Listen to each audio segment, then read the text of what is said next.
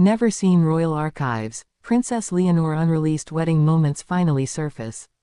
For years, the assumption was simple. If royal wedding moments existed, the world had already seen them. Carefully edited, perfectly framed, released on schedule. That was the expectation. Then the archives opened, and everything changed. Because the footage now circulating was never meant to explain a marriage. It was never meant to confirm a romance. And that is exactly why it matters. What surfaced was quieter, more human, more revealing than any official broadcast Spain has ever released.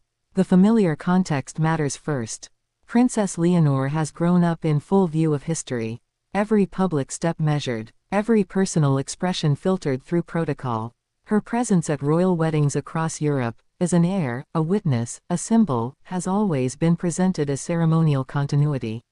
Formal entrances, neutral expressions, polished restraint. That's what we thought we knew. Then came the scroll-stopping contradiction. The newly surfaced archive footage does not show celebration in the traditional sense.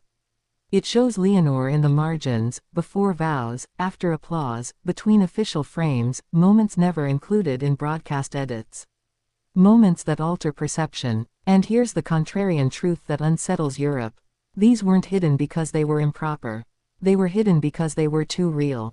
The first clip that stunned royal historians lasts only seconds.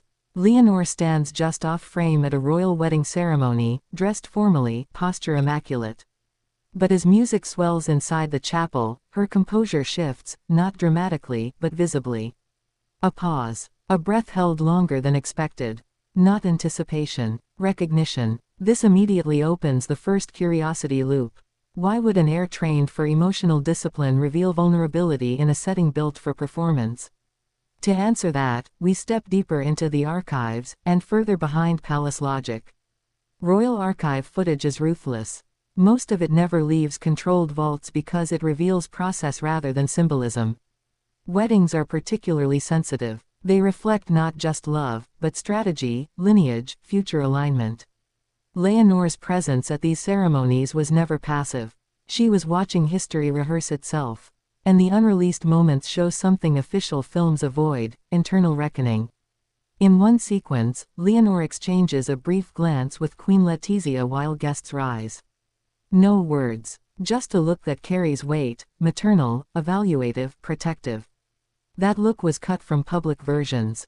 Why? Because it collapses the distance between future queen and daughter. Europe's reaction to these surfaced clips has been measured, almost cautious. Commentators aren't rushing to label them romantic or political. They're pausing. Because what's emerging isn't a wedding story.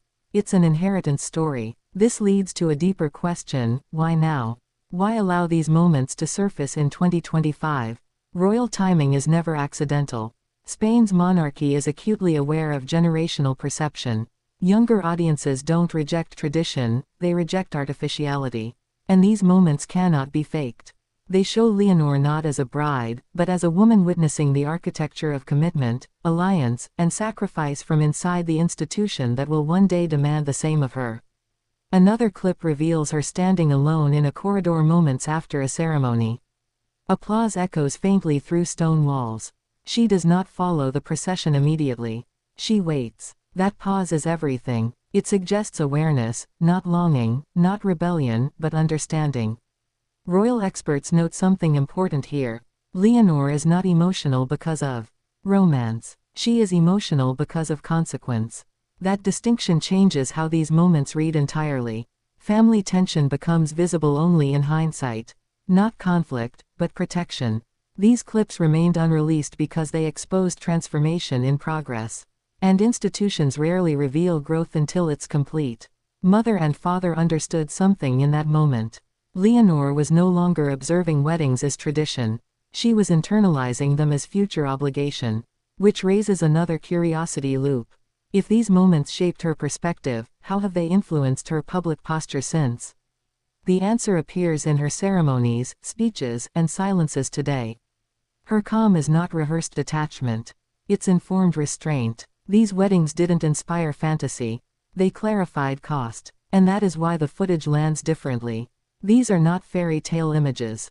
They are preparatory ones. Europe is quiet because it recognizes sincerity, and sincerity is rare on royal screens. The final surfaced archive moment is perhaps the most revealing. Leonor exits a private room, expression reset, composure restored. The door closes behind her. The public role resumes. That transition, unseen until now, explains everything. Royal life is not the moment itself. It's the recovery afterward. And Leonor mastered that early. These unreleased wedding moments were not hidden to protect image. They were hidden because they explained too much. Who she is becoming, what she understands, and why her future presence feels grounded rather than performed.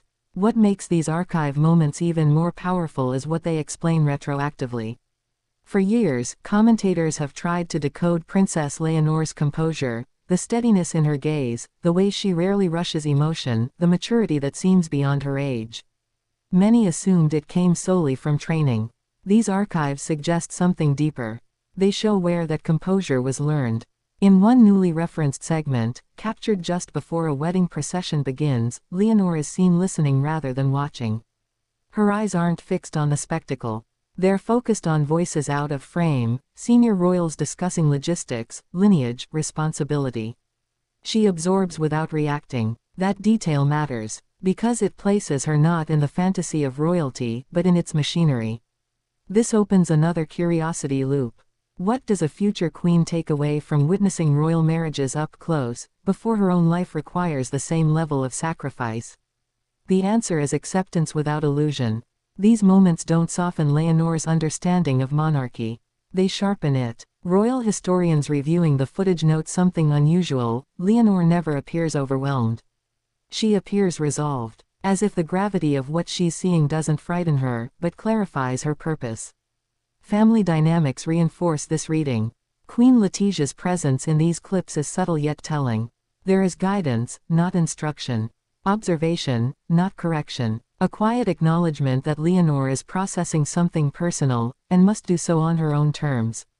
That trust becomes tension, because allowing an heir to feel deeply is riskier than training them to suppress. Yet Spain's royal household chose patience. Another layer emerges when comparing these archive moments to Leonor's recent public ceremonies. Patterns align. The pauses, the measured expressions, the refusal to overperform warmth.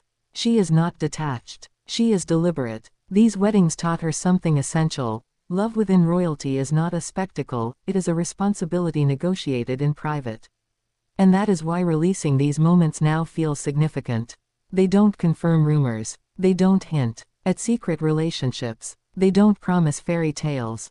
They explain evolution. In 2025, Europe is less interested in fantasy heirs and more invested in credible ones.